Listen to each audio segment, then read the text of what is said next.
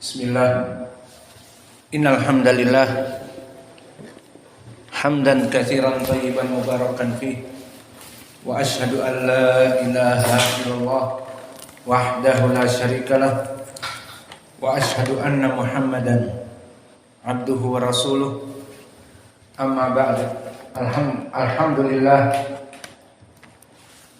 fi hadhihi lailah salis wa isrun min syahri safar 1444. Mazilna fi darsina fi kulliyati al-Quran fil mabhas tafsir Ibrahim ay surati Ibrahim wa wasalna hadhihi al-lailah ila ayah tasi' wa salatun fi qoulihi ta'ala alhamdulillahilladzi wahaba li 'alal kibari Ismaila wa Ishaqa inna rabbi lasami'ud du'a. Wa qad akhadna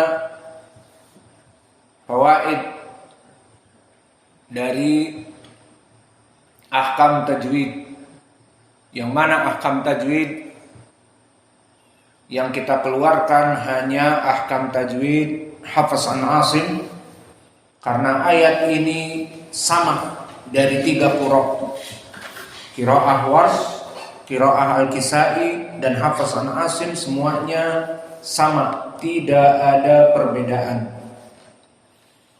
Dan telah kita selesaikan pula dari Al-I'rab. Bismillah. Kita masuk sekarang kepada tafsir as-salaf. Telah kami sebutkan di pelajaran yang lalu bahwa dari adab kita berdoa, kita memulai dengan syukur kepada Allah. Sehingga kita menyebutkan doa itu tidak sembarangan, langsung to the point. Ya Allah, Allahumma rzuqni. Ya Allah, Allahumma zawijni. Langsung. Tidak ada adab-adabnya.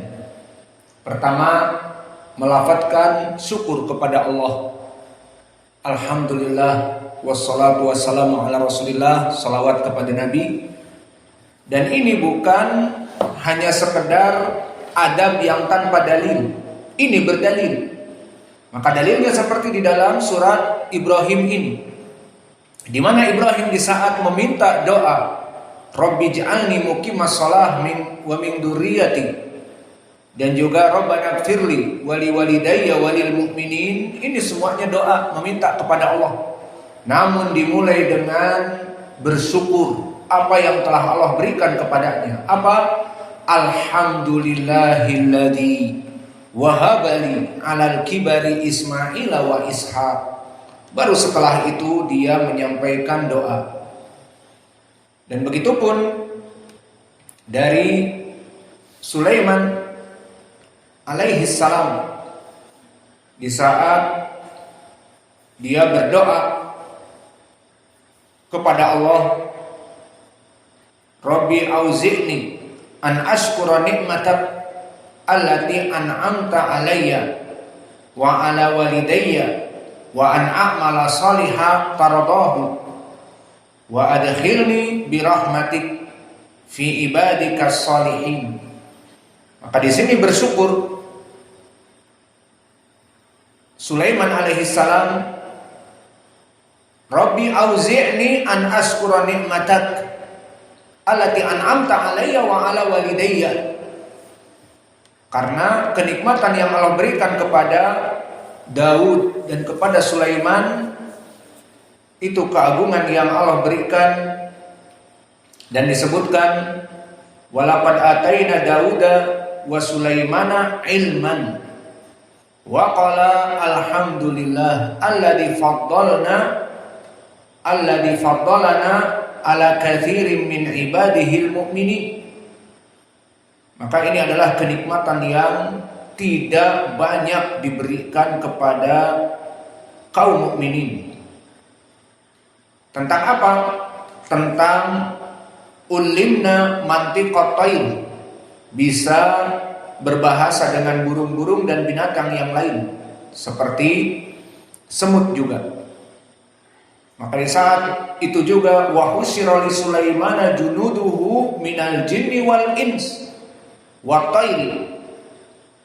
Maka Allah jadikan kekuatan bagi Sulaiman itu dari tentara serdaduknya, dari jin dan dari manusia dan dari burung-burung. Maka ini adalah kenikmatan yang luar biasa, tidak ada permisalan. Maka oleh sebab itu bersyukurlah Ismail, wa qala rabbi auzi'ni an ashkura ni'matak allati an'amta alayya wa ala walidayya, atas nikmatnya kepada dirinya dan kepada bapaknya. Untuk apa? Wa an a'mala salihah tardahu wa adkhilni bi rahmatik fi ibadikas sholihin. Meminta kepada Allah agar bisa melaksanakan amal-amal soleh yang Allah ridhoi dan dimasukkan kepada orang-orang yang dirahmati oleh Allah dari para sholihin.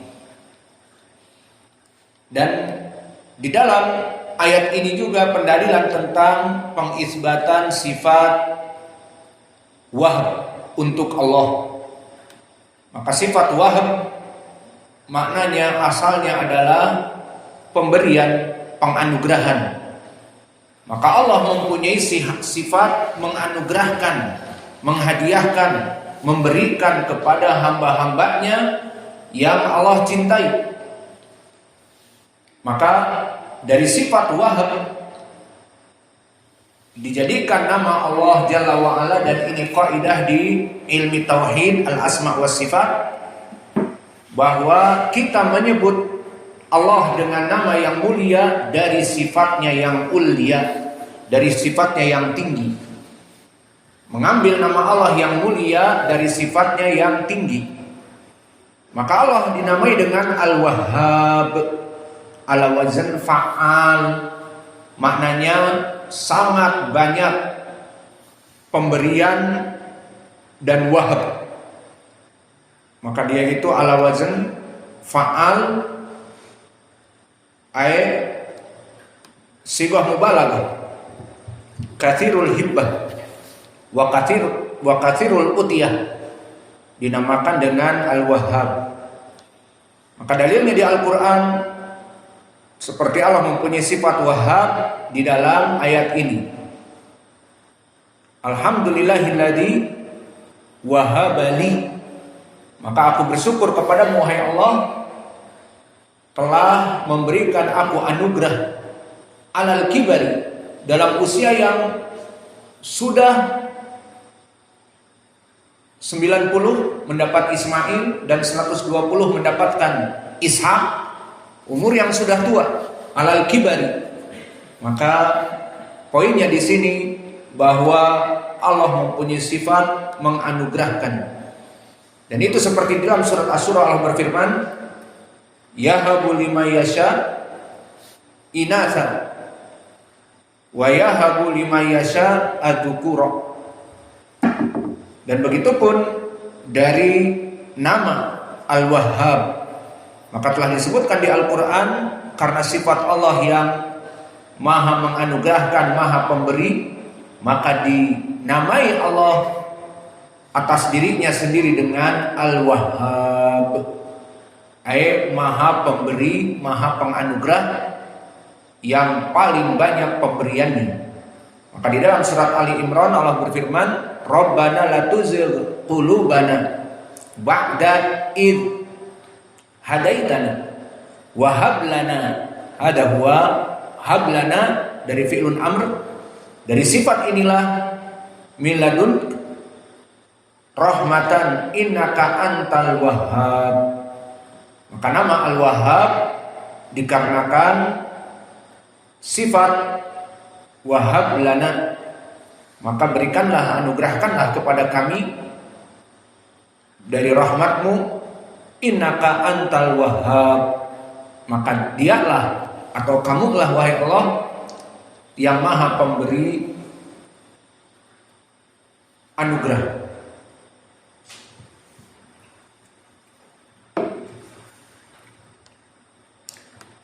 Dan begitupun di dalam ayat Al-Quran doa Ibrahim di surat Shad, Rabbighfirli wa habli mulkan la yanbaghi li ahadin min ba'di.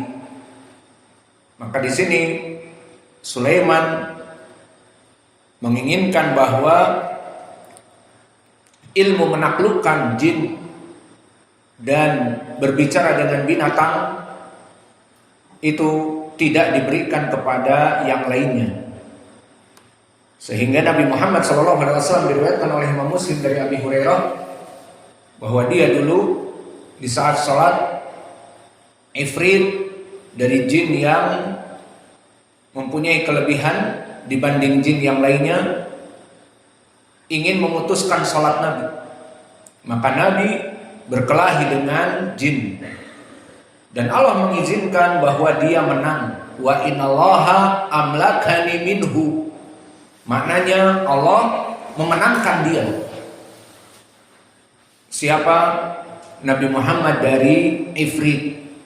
Maka akhirnya di beberapa riwayat disebutkan, di riwayat Al-Bukhari dicekiklah ifrit itu. Dan di riwayat Al-Musnad yang lain sampai lidahnya itu keluar membasahi tangan Nabi, dicekik. Kemudian Nabi ingin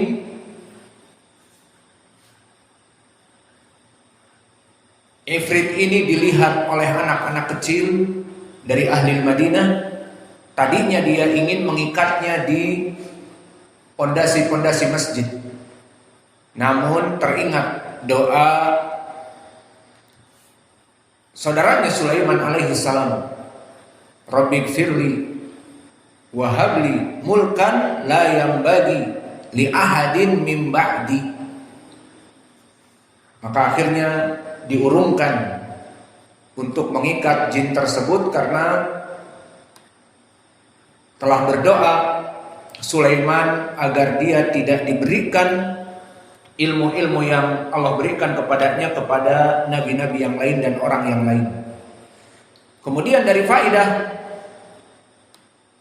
ayat ini juga selain tadi sebelum berdoa kita bersyukur seperti tadi alhamdulillahilladzi wahabali, kemudian berdoa. Dan juga dari penyebab diijabahi doa bolehnya bertawassul dengan sifat Allah di saat berdoa. Maka di sini di lafaz yang setelahnya inna rabbi lasami'ud du'a, wa sungguhnya engkau wahai Rabbku zat yang as-sami', la sami' mempunyai sifat maha mendengar dari doa hamba-hambanya. Maka seorang hamba berdoa di waktu-waktu mustajab, di saat dia berpuasa, di antara dua adzan dan iqamah, atau di sepertiga malam terakhir, mengangkat kedua tangannya dan berdoa dengan suara yang lirih, maka inna rabbi lasami'ud du'a, maka Allah maha mendengar. Maka di sini menjadi pendalilan tentang bolehnya bertawassul dengan sifat Allah as-sami'. Maka kalau demikian, as-sami' adalah sifat bagi Allah.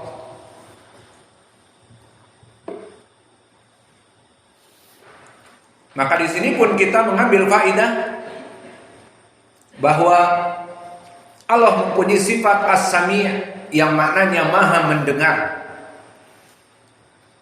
Maka as-sami' barakallahu fikum dari sifat Allah.